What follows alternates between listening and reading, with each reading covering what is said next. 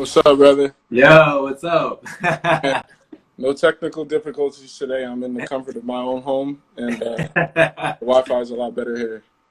You sure? No dial-up speed? Yeah, I got dude. I don't know what the you fuck is coming going in? on, bro. Shit is crazy. How you doing, man? Hey, good man. Happy Saturday, dude. Yeah, to you You as had a well. private event you were doing yesterday, right? Yeah, it was super weird, man. It's super weird. Why was it super weird? I don't even know, man. I just the whole internet concert thing for me in general has just been like hard to like tap into. You know what I'm saying? So we're so used to being in front of people and getting the energy from the people. Yeah, So I I don't even want to say that I'm adjusting to it because I'm not, and I don't really want to. I just want the music to come back as it was, bro. dude. There's some people that have been living off this. Like, there's this band out of Vegas called Ali This Way. They do like a live performance every week, and Yeah, like sometimes it's like it's sketchy with the internet service and it's kind of blocky. And I'm yeah, like, I get what people are trying to do it and whatnot. It's cool, but maybe do it on a Zoom thing instead of like right, Instagram right. Live because that's really delayed. Yeah. I mean, I don't know, man. It's crazy because it is the only way that we can really showcase ourselves, I guess, at this moment.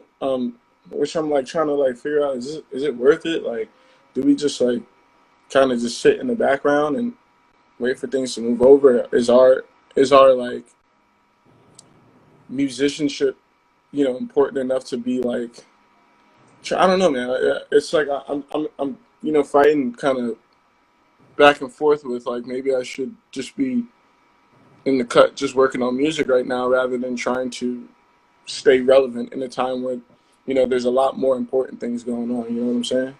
Yeah, because now we're like in this now during quarantine, dude. It was like the most digital age any artist had to. Like, if you didn't put out shit every single day or every week, it would get lost. And Right.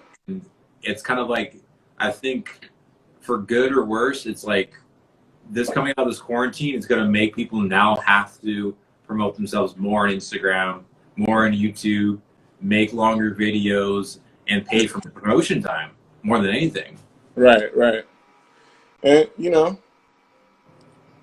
I guess that's sort of the way things were bound to head anyway. Just because we are kind of in the digital age, and this is sort of where things are going anyway. But you know, I'm just trying to stay focused, bro. Just work on other stuff. You know what I'm saying? Um, there's a lot of different ways nowadays to come up with ideas to be relevant, and more often than not, I'm feeling like it's like diversification and doing different things to cross promote. Now, how do you think you're popping out? Because for anyone who hasn't heard your music or just watching now, it's like you have this unique R&B soul mixed with Alejandro and Black Odyssey with this blues fusion rock and roll bluegrass tone, and it works. It's knee slapping, it's dancing. Take your shirt off. Where do you feel like how you're sticking out and like promoting yourself to crowds and people? Whew, it's tough, man, because we really haven't been doing much of that. Like I said, with like the way you described it, you saw us play in California, and the main reason or the main way that we've been able to build fans is primarily through like live shows and jumping in the crowd and screaming in people's faces and getting crazy. That's how we really like got the energy behind our brand, or got the hype behind our brand. So when that whole thing dropped off, it was sort of a difficult like transition because I really don't know how to work the internet like that, to be honest. And we're still trying to figure out ways to do it. And in the meanwhile, hoping that things turn around pretty soon, so we can just get back to like how things are traditionally done. Well, how long for yourself though have you been in the music industry? Because with you're doing R&B and before, how long yourself have you been in the industry, kind of doing your like doing on your own? Um, well, I started doing music at a really young age, probably like 13 or 14, yeah, or even younger, really. But uh, it was really like not the most involved. I was still playing basketball. I played my freshman year in college, and I wasn't sure that music, being that it's such a grandiose career, And, you know, they tell you all these statistics about the music industry, which I don't know if it's true at this point. But, yeah, I started early on, but I wasn't as focused. I wish I was. I always tell Alejandro, it's like, I wish that we had a band back in high school. We had the marketing minds and the minds to get people together that we do now, because we would have had the whole student body at house shows every weekend and shit like that. So, you know, and I really think I missed out on that, because I always like kind of fantasize about that, and like, damn, we could have took off back and then, just melting faces back in house parties and stuff. But yeah, I mean, been doing it for a while, not as serious as up to 2018 when things really started to take shape. Other industry professionals and bands were looking at us like, damn, you guys are sick. So it was like, all right, well, we got to really get going and get tight on this. Now we cut out like around this time. So like for everybody else, we talked about a little bit like crazy tour stories and stuff like that, which I still got it. I'll edit about the Goats, the Screaming Goats tour 2020. Oh shit. Experience that we had was we were in Idaho on the way back, and it was probably like 3 a.m. We were driving. This was from our haul from Seattle back to Austin. And oh my god! and we were driving in front of a car, and the car is driving. It's not funny, but the car is driving, and it turns sharp, and it's a big truck, and it just totally flips over, right? So we're like, holy shit! So we come out. We like my dad has to swerve out of the way to get out of the way of hitting that car that just flipped over. It was a truck. So he swerves out the way, and we pull over. We all jump out the car. And we're running towards the truck, like we're like, damn, that person's definitely not good. So we all run towards the truck, and no one's in the truck that we could visibly see, but we hear like this screaming on the inside, like, ah, ah. So we're like, yo, holy shit. And then there's a group of other cars coming up, and we're sort of like, yo, somebody's in there, somebody's crushed in there. And then there's a lady running around the car looking, and I'm like, who the hell is she? So she happened to be the person that was driving the car. She hopped out right away. And I'm looking at her, I'm like, is somebody else in there? And she's confused because she just flipped over. Like, I don't think she was all there. But the car flipped over, and she was sitting there, and I'm like, yo, is anybody else in there? And she's like, I don't know. Yeah, her adrenaline. Yeah. So we like, and everything. So my dad like kind of kicks in the window, and he's like, what the hell? And then he's the first one to pull a freaking goat out the car, man. What? There was a goat in the car. And like for the next 5 minutes, there was like 15 goats in her car. Like legit, in her van. Yeah. And it was crazy. The goat was screaming, and it sounded like a human.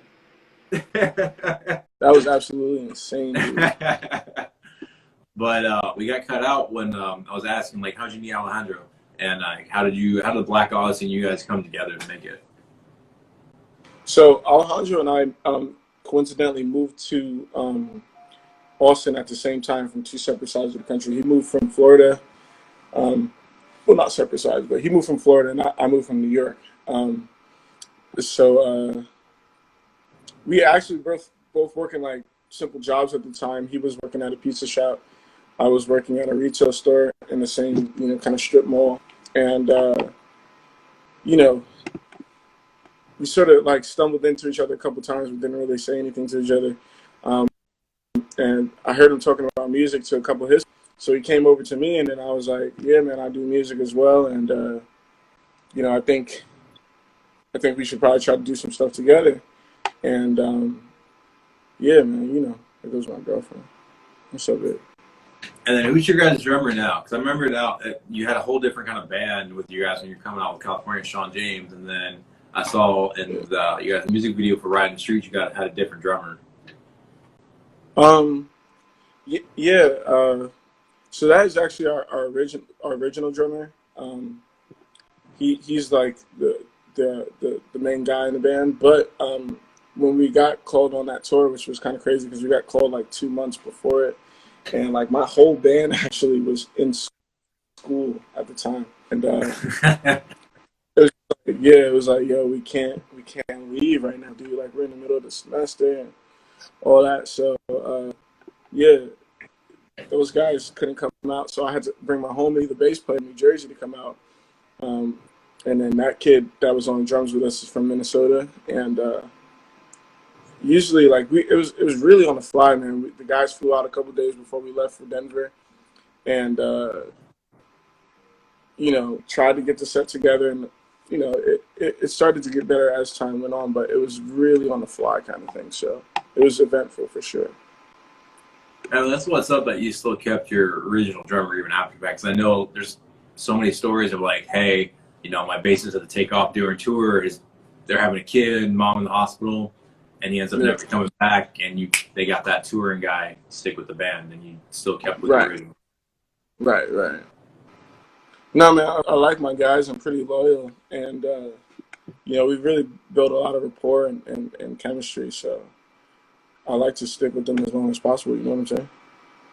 Yeah. And for you guys, like we were getting into this too. It was like on Spotify, you just have all your R&B stuff, and then on YouTube, you're uploading more stuff with Alejandro of the BLK Odyssey. And so in a couple weeks, you're releasing some new music, and you're tying that in with the restaurant. Yeah. So we're not releasing new music. Oh man, am I breaking up again? Yeah, your face frozen. I can still hear you, but it's just like now it's just loading on your face is frozen. But I can still hear you. You hear me? Yeah, that's good. I can hear you. You This Instagram. you hear me? Yeah, I got you. You ready again? You guys so you're not releasing, like when you're doing the tie-in with the restaurant, it's not new music, right? So it's not new music. We're actually working on an album with a team out in Nashville right now, but we always get these messages like, hey, we need new stuff, and I feel bad. So what I'm actually doing, we put together a series called Riot in the Streets, where we're just actually like putting out videos of us performing the demos from the album, which is probably like so backwards in the music industry and like industry standard. But at this point, man, I'm just trying to put stuff in front of people and build our online fan base. Just because you got to stay active somehow. So Dude, I agree with that. That's different. Yeah, it's not the industry standard. You got to put out an EP album, whatever crap, then music videos. But doing it like demo performances before you release the song, that's pretty cool. Yeah, and the drummer raw. from the Ride in the Streets video just came in here actually. My man Isaac, he's nasty, dude. One of the nastiest dudes I know. Yeah, bro. And that's what's gonna make you. That's the little it thing. Like people, like how are you gonna be different? And that's something different that you're gonna be doing.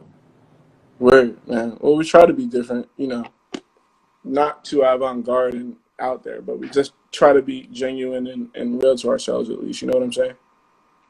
Different but good. So it's like that's the combination. How are you gonna be good, and how are you gonna be different? Exactly. Yeah, absolutely. Now, how many tracks do you guys have planned so far for this album that's intended to come out? Honestly, bro, we have like 3 full albums, and it's like all demos and stuff like that. What up, bro? It's all demos, and we're just at this point just trying to figure out, all right, what's the main songs in it. We're working with this guy named Austin Jenkins, actually, and he did like he did like all the Leon Bridges albums and stuff like that. So we're working with him on the album, and he's a super smart dude, like incredible musician. And basically at this point, we wanted to like take it like 80% of the way, and then have a guy like that just knock out that 20% so like precisely that it's like taking those songs and refining them into like, all right, now this is something that I could see getting a Grammy or I could hear on the radio and stuff like that. And so you guys know a little bit of mixing yourself, so you'll get a little bit down and then send it to him to final it up. Yeah, I mean, we'll mess with it and stuff. Like, I like to get the demos at least like 80% of the way so the idea carries through. But I've been working on like not getting married to ideas, because I just take it so hard when something doesn't come out the way that I vision it. And I'm trying to get out of that and like kind of open up the mind, you know what I'm saying? And you're doing everything independent still, man, right? Everything's all independent? Say that again? Everything's all independent. All independent. Word, yeah. Has anyone everything ever looked at you guys yet? Reached out to you and offered Say you that again? anything? Has any labels reached Charlie. out to you yet? Yeah, we've heard from some labels, a lot of independent labels. Nothing major at the moment, but with the new team that we're working with, we're looking to probably get some major looks.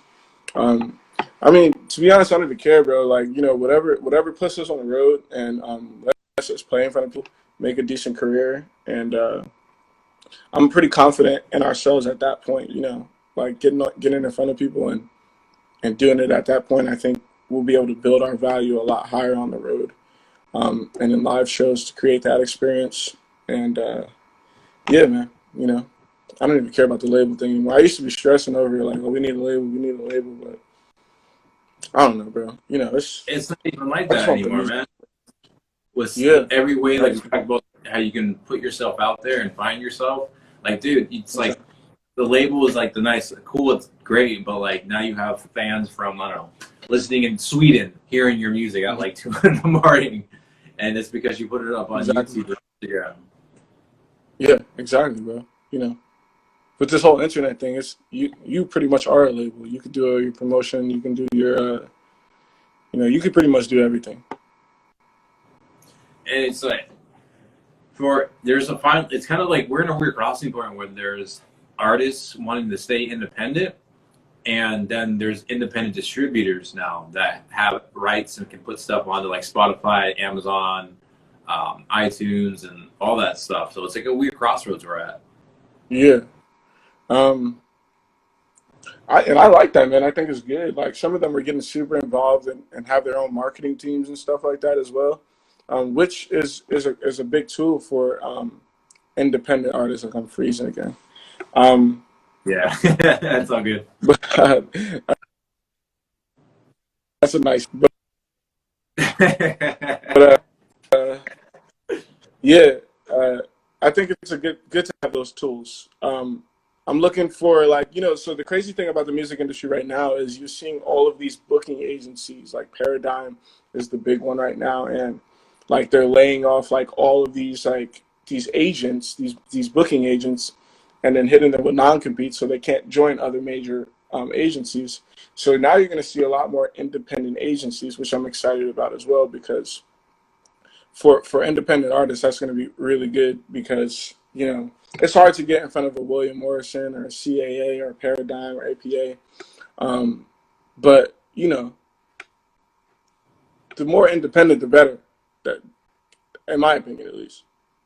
And do you guys have a booking agent do everything for you guys, or are you handling all your tours and show stuff? We have a booking agent. We had one during the tour, and then we have a new one now. We're with one of the major ones, but a lot of like that just kind of happened, and a lot of the bands, it's tough to get with like a William Morrison or something like that. Like it literally,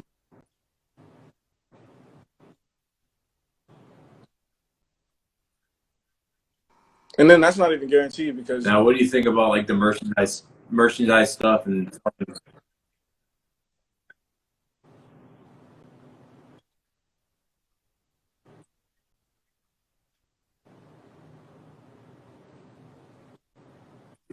Sorry, man, you're breaking up a bit.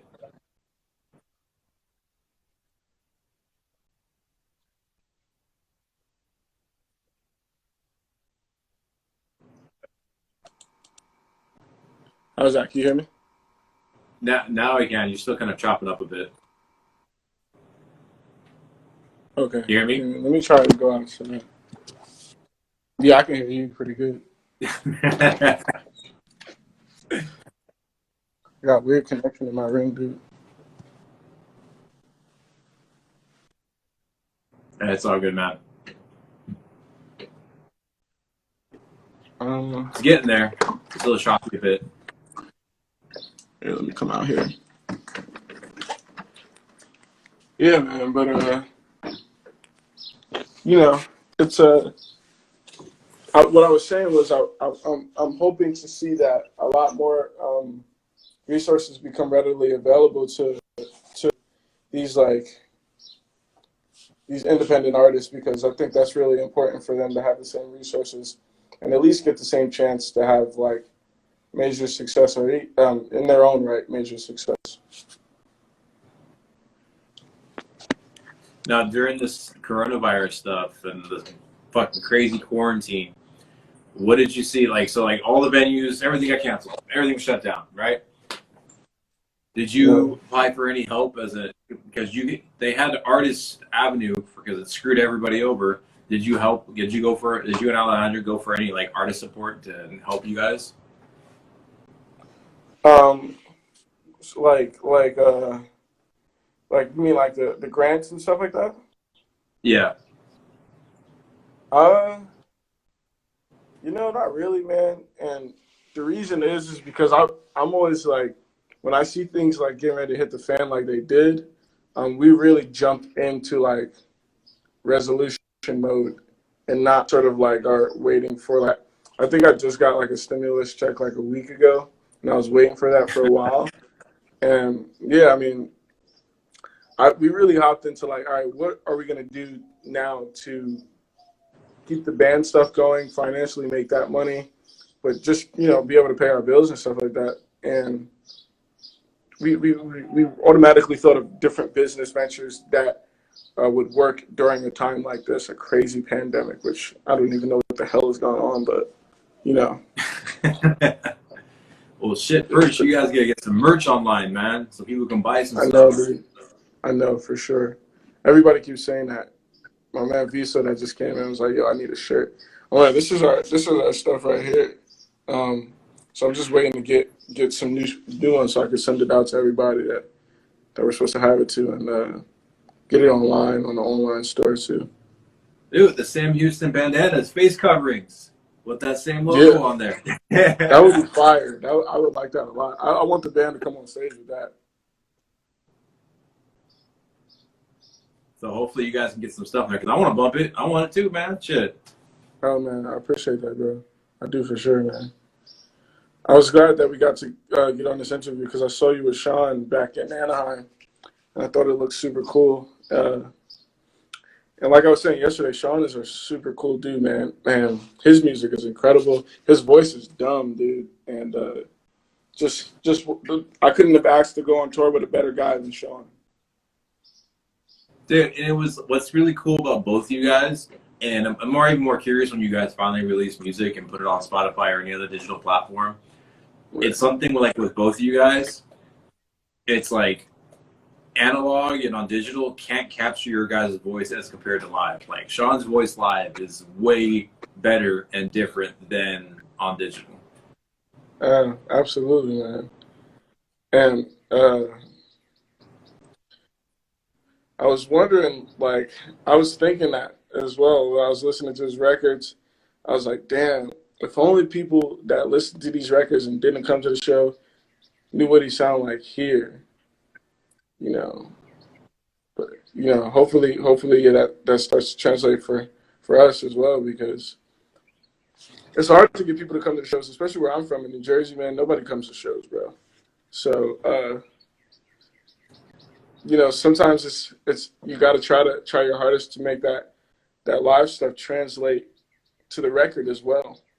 And a lot of other artists have issues translating the studio to the live, where we had issues translating the live to the studio. So Because you guys got an energy, man. It's like at the same time, you guys kind of like almost every show you're gonna change it up just a little bit. yeah, absolutely.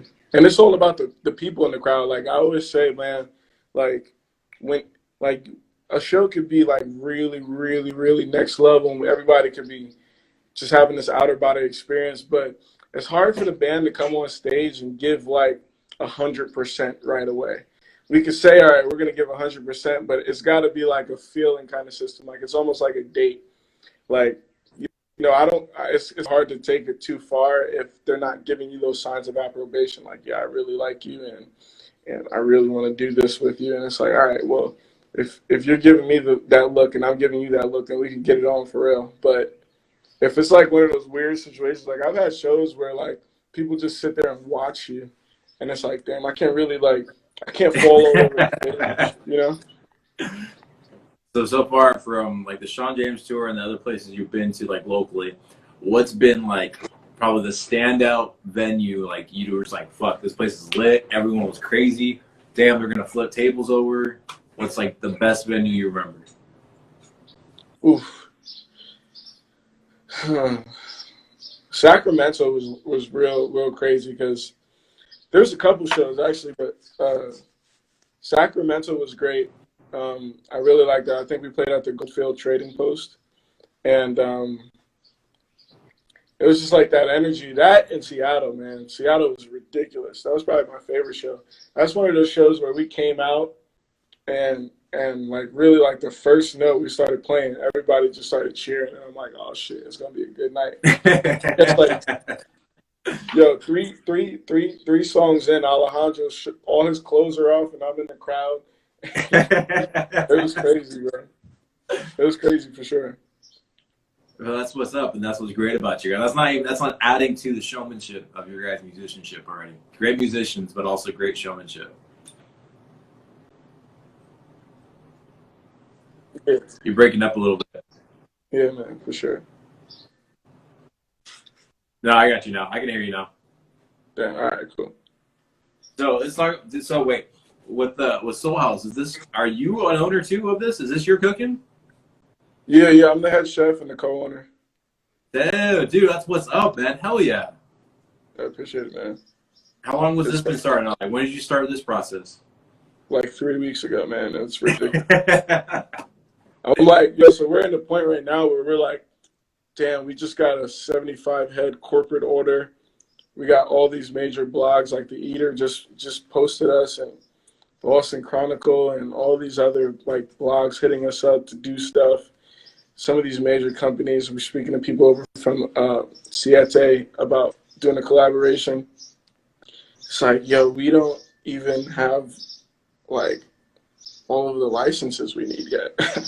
So it's been crazy, man. So we had to expedite all that stuff and like pretty much expedite learning the food industry because we're getting a huge influx of orders and attention. And now we're like, all right, well, we have people hitting us up like, hey, we want to help order sooner rather than later. And now we're discussing that and just trying to like dive into the food industry now. It's been pretty ridiculous, man. Man, we can't catch a break. I guess California and Texas really do have different connections. Yo, no. So I stepped outside for about 15 minutes, and the phone literally said, "Your phone is too hot to operate," or something like that, and the temperature, and it said it needed to cool off. Damn, is it that hot over there right now? Oh, but dude, Texas is ridiculous, man. Because I remember I was there in July in San Antonio. Fucking A, and it's a humidity sweatbox, like 100%. It was gnarly. Absolutely, dude. Absolutely, man. But so with Soul House, what's this combo that you're doing with your music coming out in a few weeks? So yeah, we're putting the music together and releasing a live stream.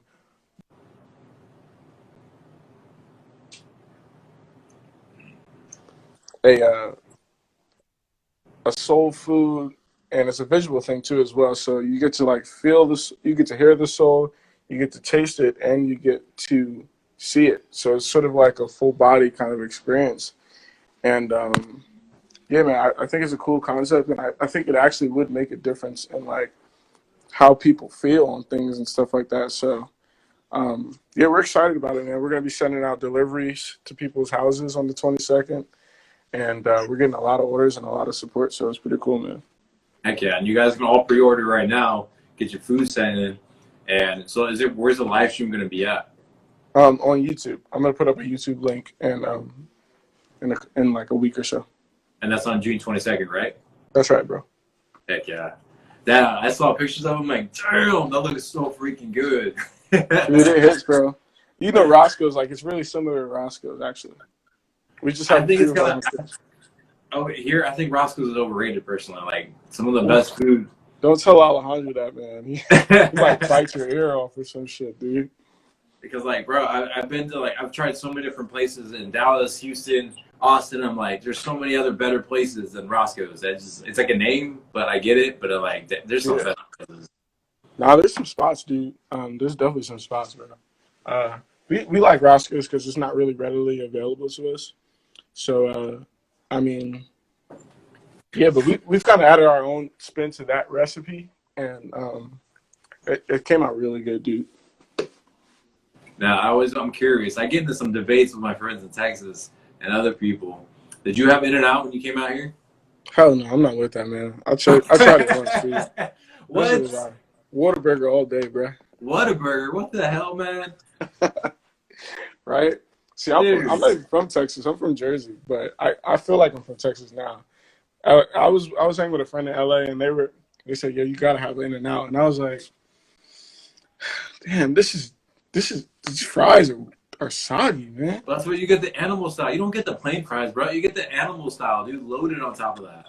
So was that with like the mayonnaise and stuff like that? Is their special dressing, Thousand Island and cheese and all this shit on there? That's freaking amazing. That's the only way you get it. I don't get the regular fries. Hell no. Nah. Well, I guess I gotta retry the animal style when I get out there.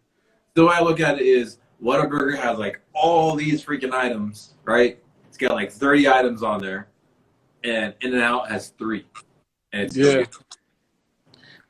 I do like simplistic menus. I'm not gonna lie. Like the whole Chick-fil-A thing. I like Chick-fil-A a lot. I remember it was one of my buddies in San Antonio. He was like, "No, hell no." He's like, you're about to fight me." Like, no, you better take that back. Take that back right now. Yeah, man. Yo, Texas don't play about the Texas stuff, dude. Cowboys, Whataburger. It's a very prideful place, to say the least. I remember there was like I wanted to steal one. I didn't care, and like ship it back UPS. I don't care. It was pretty badass, and it was a big ass trash can, Texas colored, and just said "Don't mess with Texas." I just wanted to steal it. Sounds like Texas, dude. I was shocked by it because, like I said, I'm from New Jersey, and you know, it's You not. ever see yourself moving back? Is all your family from New Jersey? You say that again? You ever think about moving back? Is your family still out there? My mom is out there, and my grandma and stuff, but nah, absolutely not. I can't go back over there, dude. Literally nothing going on in Jersey, to be honest. And how do they feel about you being the Black rock star? Everybody's really supportive, man. Like, I really got a lot more support in New Jersey after moving than before, when I was there, which is, that's to be expected. But yeah, dude, we get a ton of support out there, so that's cool for me. So how long ago did you move to Austin? 5 years or 4.5 years ago, roughly. Never look back. Nah, bro. Don't do winter like that. It's hot out here, but that cold, bro, oof. It's crazy. Like, but how'd you choose Texas? How'd you choose Texas, like, over New York, Nashville, or anywhere else? Well, I was 15 minutes out of New York my whole life, so that was always there. So, if that was going to work, it would have been worked. So it didn't work. And Nashville, I never thought about Nashville, but looking at hindsight, I probably would have done Nashville. And then LA, I don't know, man. It's just, I need to do a stepping stone. You know what I'm saying? You just can't go right into the deep end, bro. You got to, and it turns out that coming to Texas worked out a lot better because I live in the live music capital. My band's considered one of the best bands in the live music capital. And being that we get that name here and the resources that come with it, it gave us the opportunity to be able to do bigger shows and bigger tours around the country because you have a place that really, really gets behind you. And LA's not going to get behind nobody like that, like too many people. So it's pockets, man. It's very pockets. Like there's some niches, and everybody knows everyone through someone, but it's definitely saturated and generic. Yeah. And like that's why I found myself, I love artists from the South and Midwest and out east, like in the Florida area, because it's like people there, they're playing because they just fucking love to play, and people in LA are just trying to play to get famous. Yeah, dude. And that vibe, I can feel that vibe. I can feel the desperation when we go to LA, and it's like, this is not like, and that's what I do like about the Texas music scene. Although it has its complications, it's really authentic, and it's a lot of country western, but I think that's like the epitome of just like authentic music. Like it's not a lot of bullshit in between. It's music and it's fans, and we've kind of like really enjoyed having like the non-flaky fans, to be honest. Like, we still have them, like the people that would post all day but never show up to the shows. This is cool because at this point we'll have a lot more people show up to shows that we have no idea who they are, than people that we do know. So that's a blessing in itself. But I really enjoyed the music scene here because it allowed us to grow at a national level. Even up to this year, before things got cut off at global level, like we were getting ready to hit, like I was telling you before, do the Army base tour in Europe, and things were looking pretty tight. But you know, things move on, bro. We're still working. We're still doing our thing. Everything is still lined up. So, Man, I hope you guys can do that tour again. That's an amazing tour. That'd be fun. And I know everyone will love your guys' music and the bases. And everyone, being an Army vet myself, I know everyone will just show up. Even if they don't know what your music are or who you are, they'll still yeah, come and get new fans. That's what's great about performing at military bases. that's awesome, man. And it's cool too to see there's thousands of people there usually, and uh, I like the concept a lot, man. And I do, like I said yesterday, I appreciate your service and all those that put their life on the line to fight for the people in this country. So for me, it was an honor, bro. And you might be surprised, man. It might be a small world. You might be running into someone that knows someone from Jersey or from Austin, because everyone in the military is from all corners of the U.S., and you literally will run Yep. into anyone at any given time. Yep. I've had friends move out from New Jersey out here to San Antonio randomly, and they're like, yeah, I'm joining the Air Force. There's an Air Force base out here. So, yeah, I mean, it's a lot of connections to make in that world for sure. And so that got delayed. Do you guys think you're going to try to reschedule that next year? Hopefully, man, nothing's on the books right now. That's sort of one of the things that just like fell off. Um, but yeah, I mean, I'm sure, yeah, it'll come back. It'll come back for sure. Also, for something, a lot of the bands don't know about it. All the bands that I'm friends with down in Orange County and artists, actually, a lot of people don't know about it. It's like there's an organization called VetTix, and you can donate a lump amount of tickets to whatever show you're going, whatever show you're performing on, what city, and donate, say, like, I don't know, 20 tickets, right? And they'll put it out to everyone who lives in that area. And hey, these tickets were just donated from this artist for their show Friday night. And people, Army veterans and active duty soldiers, will grab the tickets and come to your show. Oh, yeah, I love that, man. I like that idea too. I would love to do stuff like that, especially here in Austin, man, Texas. So a lot of people don't know about it. It's another great way to bring up, one, an organic fan base, and two, just soldiers will love it in general. So I totally send you that info. It's like for taxes purposes, it's all write-offs for you as well, coming down the Sweet. line with all your tax Yeah, stuff. definitely send me that, man. Definitely. A lot of people, there's little stuff like that make a big difference. Firmly. Well, dude, I can't wait for when you're going to be playing another show, so my ass can come back out to Texas. I usually come out to Texas like twice a year. Really? Normally it's Dallas and San Antonio. I've been to Austin a couple times, but it's usually between those two. But my ass will be out there when you're ready for your show. Please do, bro. Let us know when you're in town, and we'll get you taken care of. We'll have dinner over at our spot. And, yeah, bro, it's going to be good, man. Hell yeah, try some of that Soul House cooking. Got to, dude. You got to, bro. Which, again, that's going to be June 22nd. You can pre-order it and all that stuff. I'll continue to pump it as well until it gets up there.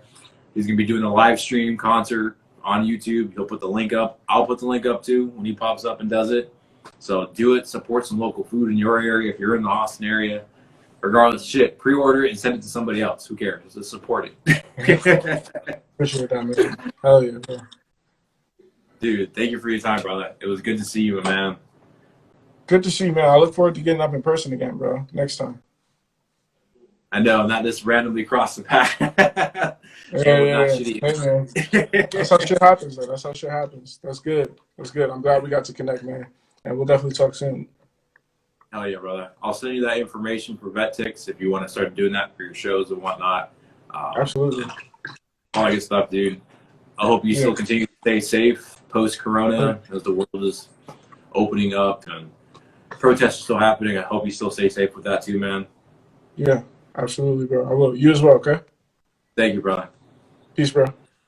I also have this all edited up on YouTube with his links and all that good stuff. All right, guys?